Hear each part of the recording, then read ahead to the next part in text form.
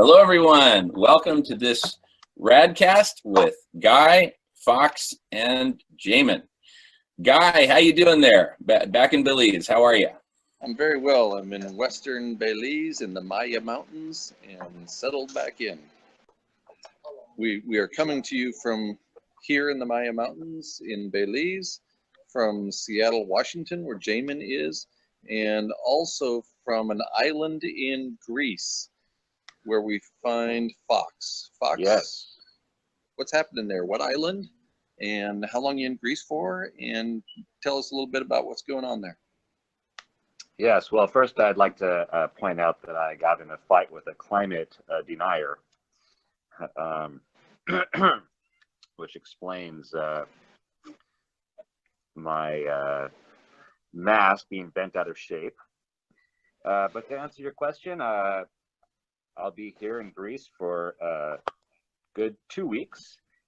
I was in Athens, went up to the Acropolis, saw the Parthenon, all the stuff that one would do, archaeology museum, etc. So that sort of served as an introduction for me.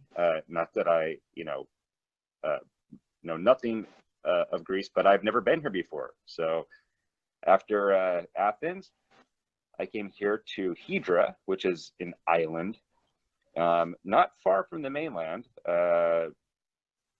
90 minutes south by hydrofoil from Athens. And I'll be going to Spetsi, the island of Spetsi, which is just right around the bend, another little island, next week. So you'll see me there then. Awesome. Your mention of Greece and your being in Greece reminds me that 2,400 years ago, plus or minus a year, Aristotle was born. And I'd like to think that what we're doing on this show is consistent with Aristotle's definition of friendship. As a reminder for our viewers, Aristotle defined friendship as a relationship between people working together toward the common good. And I'd like to think that we are actually doing work, that our work is professional and is rooted in reason, and that we're also doing this for the common good. We're not doing this to pad our paychecks. We're not doing this to make money. We're not doing this for any reason other than to have the conversation, the radical conversation that so many people are unwilling to undertake. So let's get the conversation going as a pursuit of the common good, and let's invite others into the conversation so that we all become friends in the spirit of Aristotle. Amen. Hallelujah. Aristotle was famously the student of Plato. Plato was famously the student of Socrates. Student of Aristotle, the most famous student of Aristotle, was Alexander the Great, who spread the ideas and the ideals of Western civilization, of Greek civilizations throughout the world. Means that some might view as being somewhat less than desirable, but the word got out about civilization and our interdependencies among each other. So that might be worthy of a comment or two, that interdependency, that interconnection between all of us in this planetary communion. And I'll say that as Greece is the cradle of Western civilization, so much of our ideals, you mentioned Greek ideals, are ones that we, of course, inherited. However, it's a tragedy that so many of those ideals are lost on us moderns. For example, the Greek notion of hubris, pride, goeth before the fall, right? Wrestling as mortals and not seeing ourselves, as demigods, basically, ruling over our universe. I think the Greeks were strong precisely because they were wary of hubris.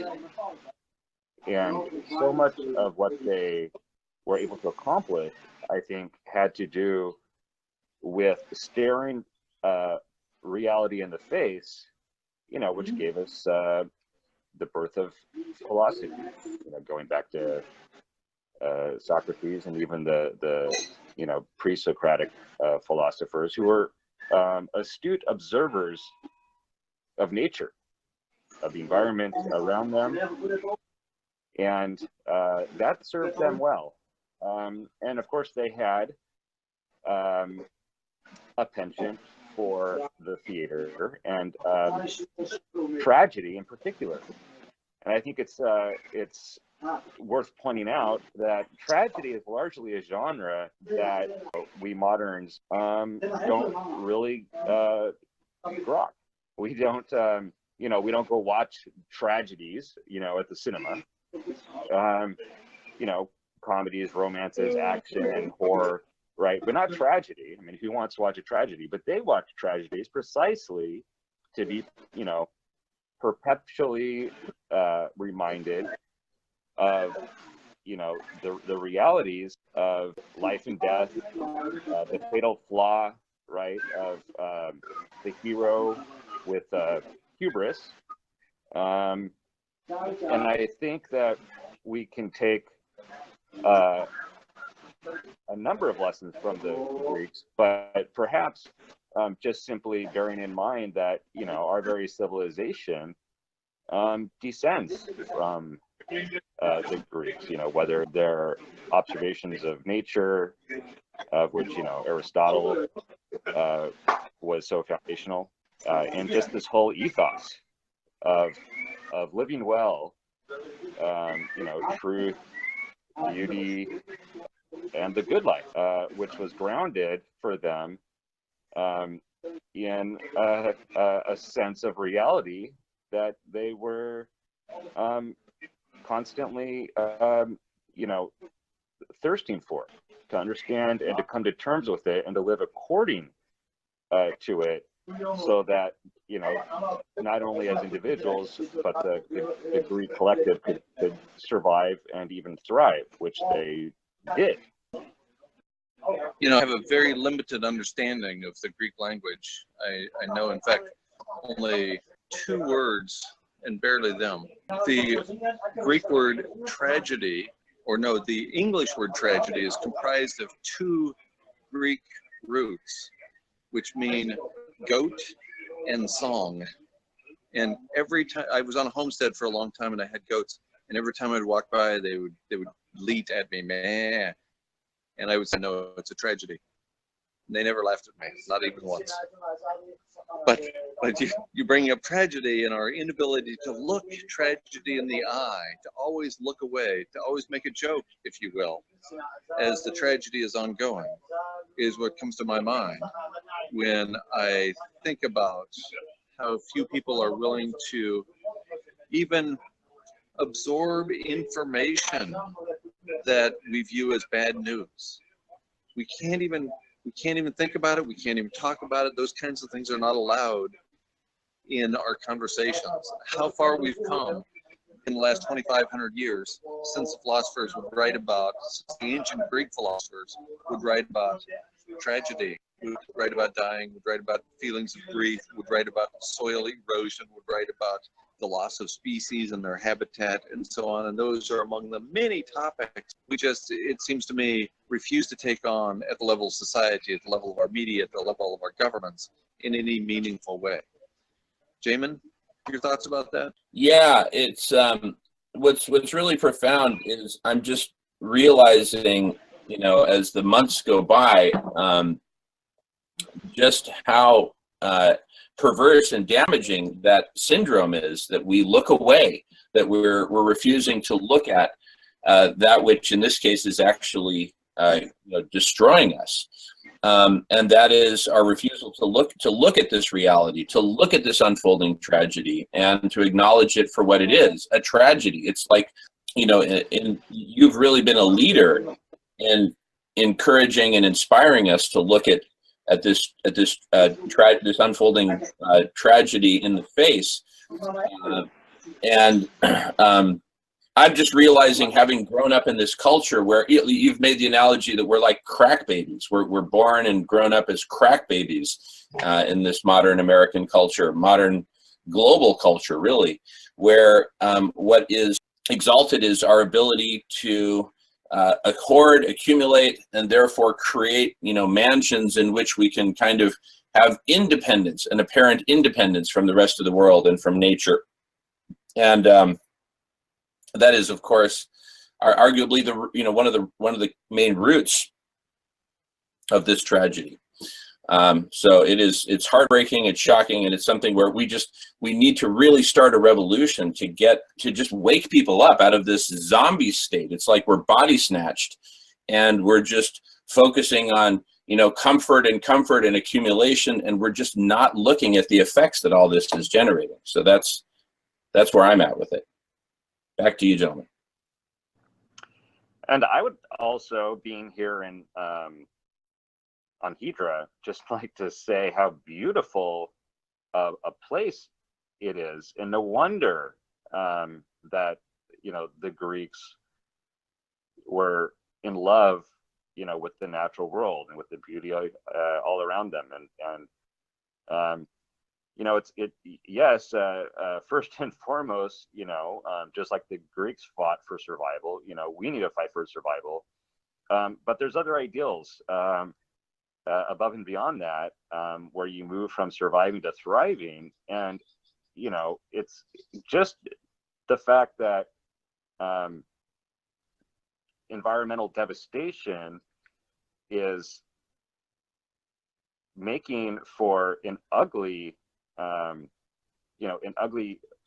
planet. Who wants to live somewhere trash strewn, amidst pollution, garbage, toxicity? That's no way to live, and so I think the ideals of truth, the truth of what we're doing to ourselves, to our habitat, our home, beauty, because the world is beautiful in its inception, the world that we evolved with as a human species, and then the good life, which frankly is not so good when we're trashing the place. That's an excellent point. I don't think you could read much in the way of Greek philosophy and comes to the conclusion that the pursuit of money is the very definition of a life of excellence. I think quite the opposite, in fact, that the so-called good life, veered in Greek writings, has relatively little to do with money and has to do instead with experiences, and is very, experiences like you're taking right now, Fawkes. The larger community that is the world, getting to understand the roots of this set of living arrangements, getting to understand where we came from as a people and where we're headed as a people and how those might be related. I mean, this is what those writings were all about, is coming to understand ourselves as individuals and as communities and as a society of human beings. They are not about money wins. They are not about he who has the most toys wins. Exactly the opposite, in fact. Jamen, do you want to chat about that a little bit more? If we think about things in the macro, think about things holistically, it is so painfully obvious that the pursuit of individual hoarding and pursuit of individual ego is having the cumulative effect, the net effect, the collective effect of literally destroying our home, destroying the one planet that we have, and our habitat, and so many other species, 200 a day going extinct. We're in the midst of the 6th mass extinction. And this is all emanating from a certain philosophy. And the Greeks being the birthplace of philosophy, Greece rather, it's instructive to compare the philosophies generated thousands of years ago with the philosophy that is really governing much of the world right now, which is the philosophy, the belief system, that if I hoard and hoard and hoard and carve out my own land and expand that and have more and more land for me and more stuff for me with no regard for other people or nature, that I will be better off, right? And it is so painfully obvious that that is just absolutely false. The more we hoard, the more we, carve out land and separate it from nature. And whether we put monoculture there or parking lots or whatever, the net effect of, billions of people all pursuing that same ideal of separation, of independence, of hoarding, and of carving out land and resources and separating them from nature, that is exactly what is killing our planet. And yet that is the philosophy, the belief system that is guiding so much of human behavior today. And that is the big tragedy that we need to communicate to the world through this medium and through other media. And then more importantly, what do we do, based on this collective realization that we're seeking to foment and nurture? Where do we go from there? Back to you, gentlemen.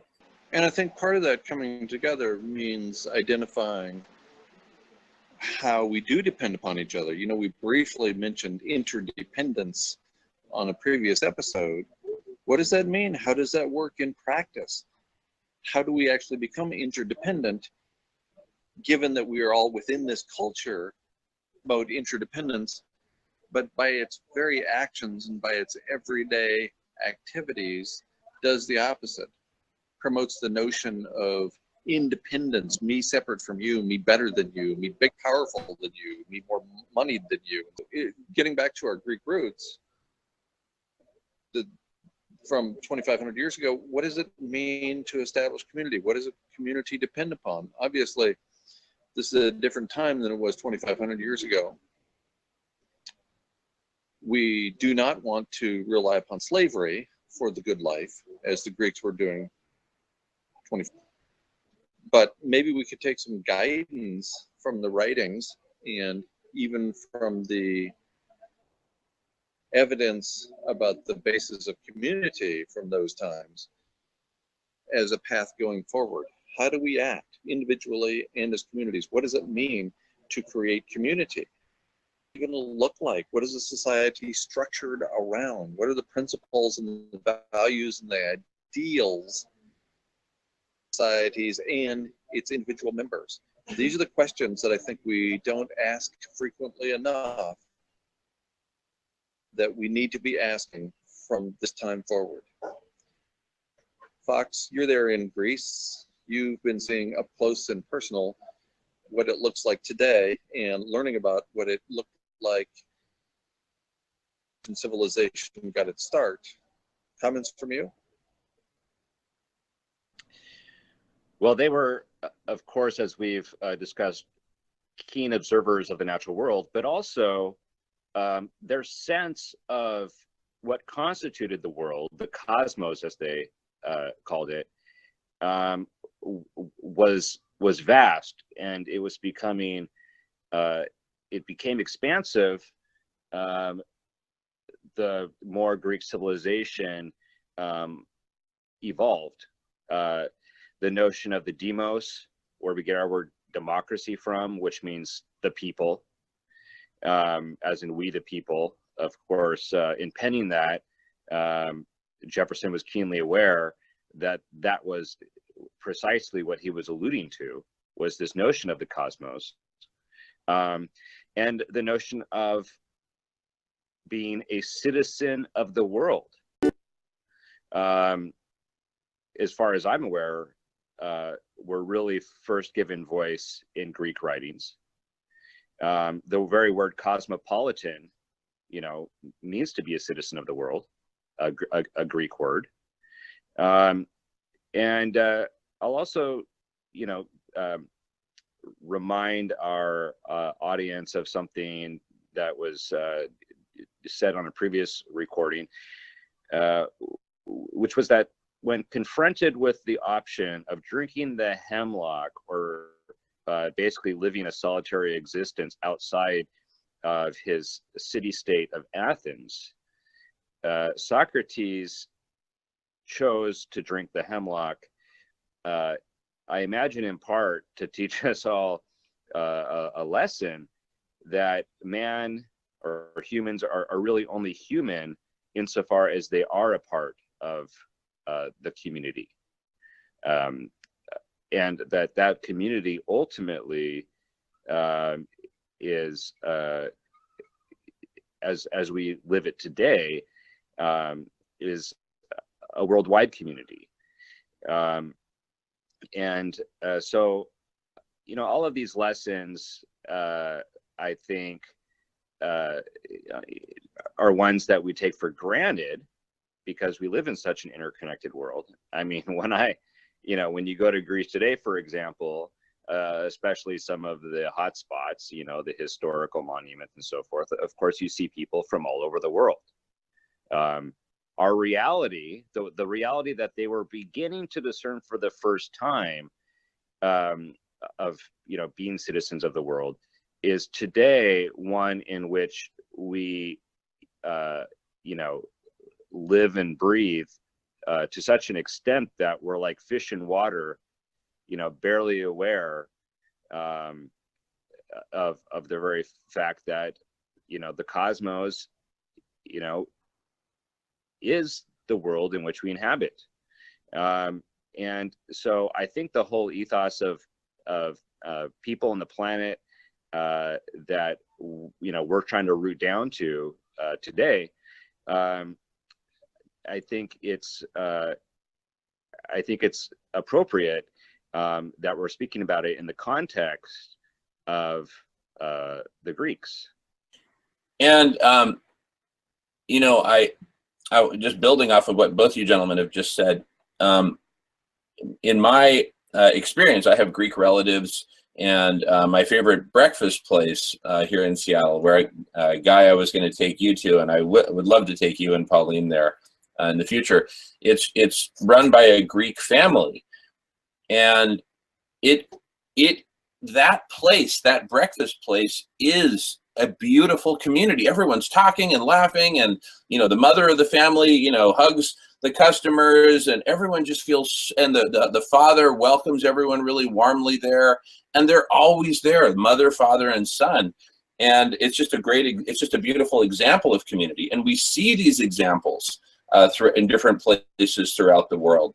And that is part of what Fawkes, you refer to as our utopian impulse, a concept which I love. We have this impulse, like it's community. It's like we can feel it when it's there. We know when it's present, and our hearts and souls say, yes, this is it. And but in the modern world, it seems like those examples are relatively few and far between, and we spend most of our time in relative isolation, not being part of a community. So I think Greek culture is a really important guide for us for what's possible in community. And what we're doing right here with Guy, with the Greek definition of friendship, we're developing a community right here. We are a community, the three of us doing this weekly Radcast, Guy, Fawkes, and Jamen. And of course, we're inviting other folks to join us as guests and to participate in other ways, and for people to also submit their comments. So using technology, we're creating a global community. So I really think we're onto something absolutely crucial here, because without community, without community, without each other, without this interdependence, how are we going to accomplish anything, right? If I'm just sitting here writing blogs and tweeting and, you know, and all that, I'm just using my individual intelligence plus, you know, artifacts of other people's expression. But it's this real-time back and forth that is the essence of community, you know, having conversations. So I'm just so excited to be a part of this, and so grateful that I'm not alone.